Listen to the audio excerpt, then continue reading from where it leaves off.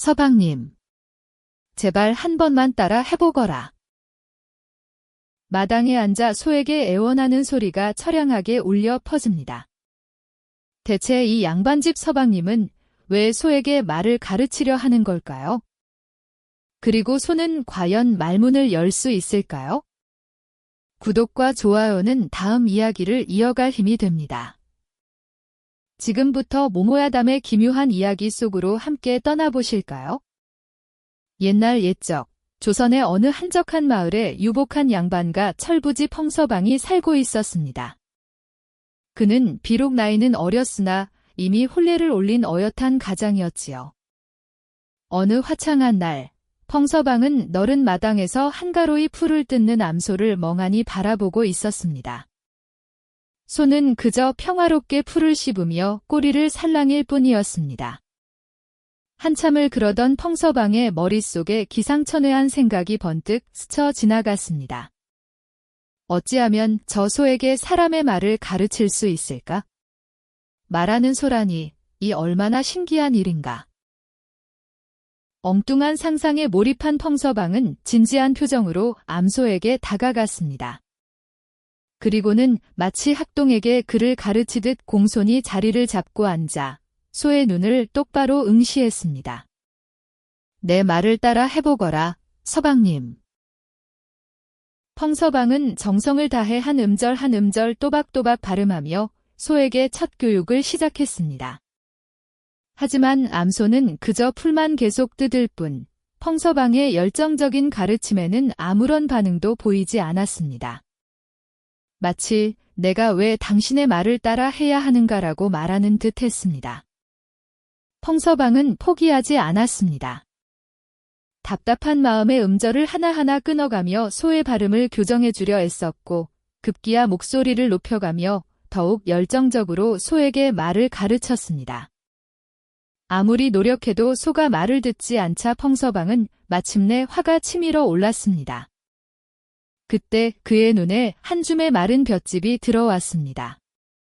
그는 볏짚을 꺼내 들며 암소에게 회유책을 내밀었습니다. 이걸 먹고 싶으면 서방님이라 해야 하느니라. 어서 말해보거라.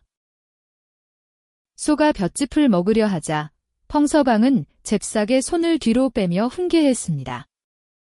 아니, 먼저 말을 해야지. 서방님이라고 말하면 주겠노라. 답답한 마음에 펑서방은 기어코 소의 입을 직접 손으로 잡고 서방님 모양을 만들려고 시도했습니다. 하지만 소는 귀찮다는 듯 고개를 세차게 흔들어 펑서방의 손을 뿌리쳤습니다. 마당을 가로질러 지나가던 하인 김대식은 이 기이한 광경을 보고는 어리둥절한 표정을 지었습니다. 대체 저 나리님께서 무엇을 하고 계신 것인가? 펑서방은 하인을 향해 자신만만하게 선언했습니다. 곧 천하에 둘도 없는 말하는 소를 보게 될 것이야. 기대해도 좋으니라. 하지만 소는 여전히 딴청을 피웠고 펑서방만 홀로 지쳐 목이 점점 쉬어갔습니다. 그의 엉뚱한 소교육은 해가 저물도록 계속될 기세였습니다. 해가 서산으로 뉘엿뉘엿 넘어가고 하늘이 붉게 물드는 깊은 저녁, 이 서방의 소교육은 지칠 줄 모르고 계속되었습니다. 이제는 목소리마저 갈라져 애원하듯이 소에게 매달리는 지경에 이르렀죠. 제발 한 번만 따라 해보렴. 님. 그의 목소리에는 간절함과 함께 어린아이 같은 투정이 묻어 있었습니다. 소는 아랑곳하지 않고 그저 긴 꼬리만 흔들며 풀을 뜯었을 뿐입니다. 이 서방은 차가운 가을바람에 몸을 웅크리면서도 끈질기게 소의 곁을 지켰습니다. 동네 사람들은 이 대감댁 담장 너머로 빼꼼히 고개를 내밀고 이 기이한 광경을 구경하며 수군거리기 시작했습니다. 아이고, 저희 서방님께서 대체 무슨 망상에 빠지셨는고? 저러다 소가 먼저 사람 말을 하겠다며 호통을 칠 지경이겠네. 낄낄거리는 웃음소리와 함께 이 서방의 엉뚱한 행동은 금세 마을의 구경거리가 되고 말았지요. 하지만 이 서방은 주변의 시선 따위는 아랑곳하지 않은 채 오직 소에게서 서방님이라는 말을 듣겠다는 일념으로 온 정신을 쏟았습니다. 이 모든 상황을 안방에서 조용히 지켜보던 부인은 길고 깊은 한숨을 내쉬었습니다. 창호지를 통해 비치는 마당의 실루엣은 해가 저물수록 더욱 선명해졌고 이 서방의 고집스러운 모습은 부인의 마음을 안쓰럽게 만들었죠. 부인은 굳게 담은 입술을 살짝 벌려 마른 한숨을 내뱉었습니다. 저 고집을 어찌할까요?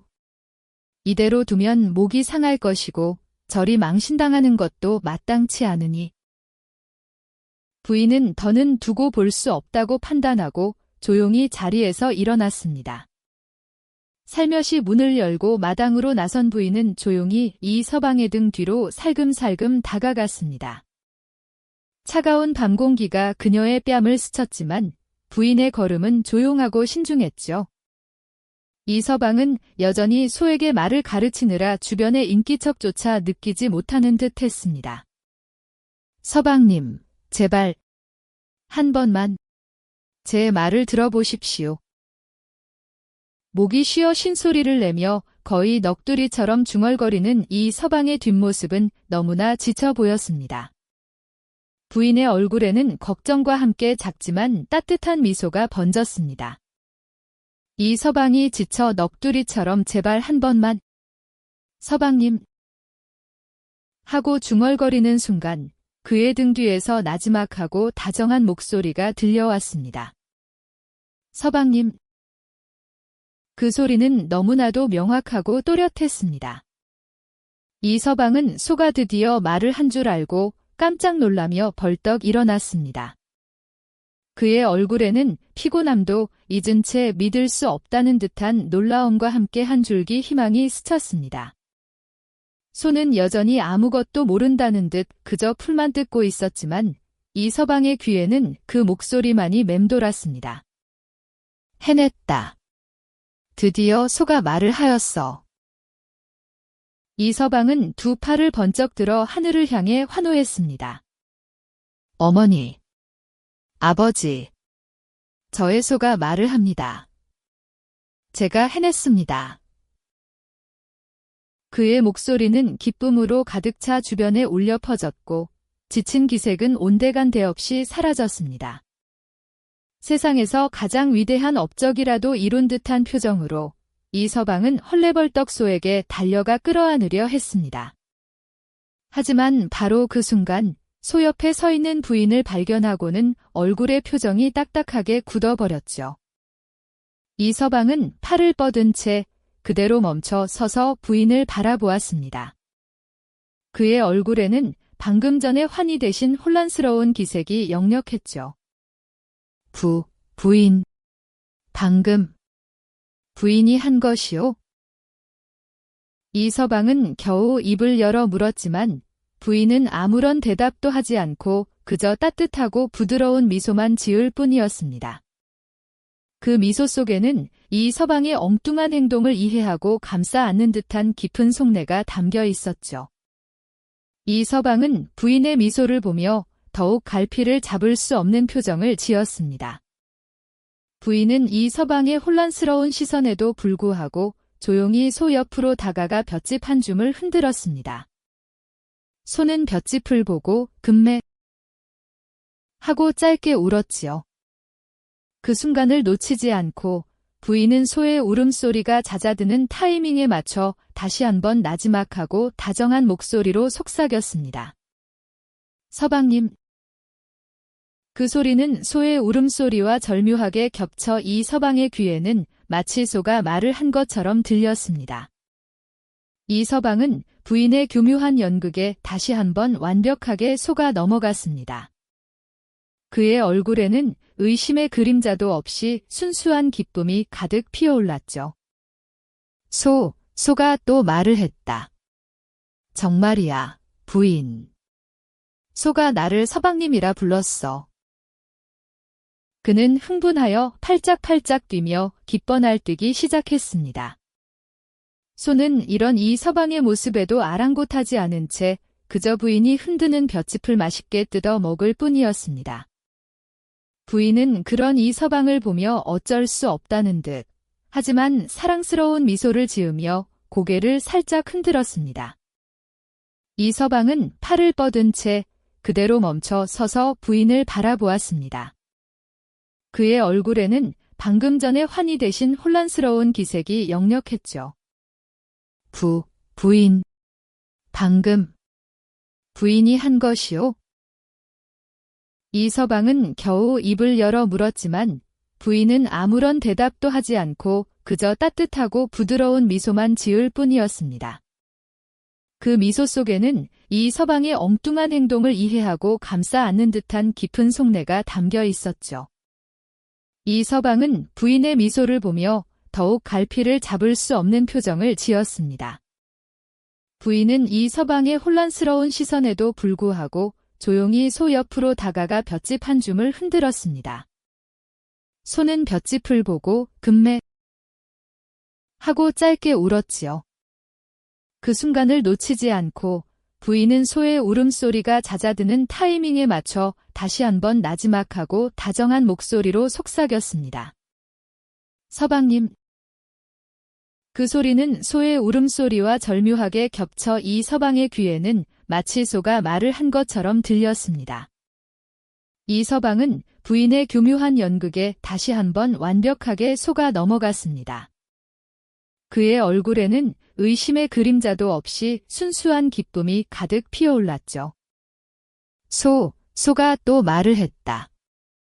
정말이야, 부인. 소가 나를 서방님이라 불렀어. 그는 흥분하여 팔짝팔짝 뛰며 기뻐 날뛰기 시작했습니다. 소는 이런 이서방의 모습에도 아랑곳하지 않은 채 그저 부인이 흔드는 볏짚을 맛있게 뜯어 먹을 뿐이었습니다. 부인은 그런 이서방을 보며 어쩔 수 없다는 듯 하지만 사랑스러운 미소를 지으며 고개를 살짝 흔들었습니다. 이서방의 기쁨이 절정에 달했을 때 부인은 더는 이 어여쁜 거짓말을 이어갈 수 없음을 직감했습니다. 그녀는 조심스럽게 이서방의 손을 잡고 부드럽게 말을 건넸죠. 서방님, 방금 소리는 제가 낸 것이랍니다. 소는 제 울음소리 외에는 다른 말을 할 수 없는 짐승이어요. 부인의 차분한 고백에 이서방의 얼굴에서는 서서히 웃음기가 사라지기 시작했습니다. 그의 눈은 크게 뜨여 있었고 귓불은 부끄러움에 붉게 달아올랐죠. 마당 건너편에서 이 광경을 지켜보던 하인 김대식과 이웃집 사람들이 슬그머니 입을 가리고 웃음을 터뜨리기 시작했습니다. 그 소리에 이서방은 더욱 고개를 들지 못했답니다.